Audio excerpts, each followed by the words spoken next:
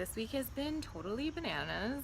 I have moved. I went and spoke at GDEX, which was a gaming design expo conference in Columbus, Ohio. And that's what those clips were from. I gave a talk called Queer Fantasy in Games.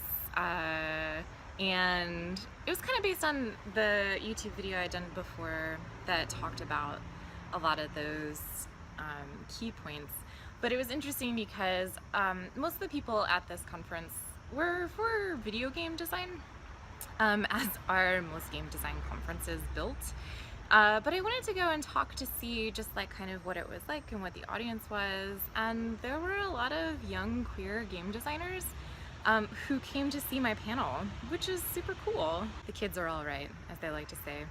And I was surprised actually by the amount of people who were into tabletop role-playing games. There's a lot of crossover, of course, between video game design and tabletop role-playing game design, and I think that we stand to learn a lot from each other. It's not really too cross-disciplinary, you know? It's a lot of the same concepts, just applied with different tech. So yeah, I think that's good. I think it's good to have conversations between tabletop role-playing game designers and video game designers, because we can learn a lot from each other. My Kickstarter is done as of yesterday.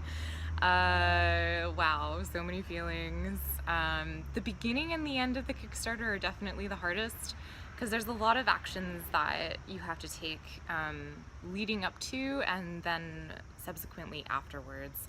And it's a lot of money and a lot of logistics and a lot of planning that basically I hope went okay. But it's great. I mean, it did fantastically well, better than I could have imagined. We have 1,227 people who want to play my weird David Lynch games. So basically right now I'm just doing a lot of editing of Something Is Wrong Here, and you know, unpacking all my stuff. Editing, so I'm editing for UX, so like usability of like the instructions of the game mechanics basically. And then also the visual design, like making sure everything is accessible and easy to understand and you can go back and reference it if you need to. I'm going to create 2 checklist cards actually, so that people can easily have a reference for, you know, what music to play and what order certain things go in. And yeah, I'm doing that, and then just kind of figuring out last minute shipping logistics and prices. Backer kit doesn't work 100% the way I thought it did, which is a little bit of a bummer. I'm kind of like, why did I use you? Except that it is smart to be able to wait until the last minute for shipping costs, because they do fluctuate. So that is the smartest thing about it. The bummer is that they take kind of a high percentage from me, and they are not, they can't calculate shipping costs. I still have to calculate them on my own, so it's fine, I guess. But I mean, it'll work fine for backers and anyone who purchased it. It's just like extra work for me that I wasn't fully anticipating, because I didn't 100% understand it. But you know, there's only one way to do these things, and that's to do them and to figure them out as you go, because that's how you learn. That's how you learn stuff. So I'm learning, I guess.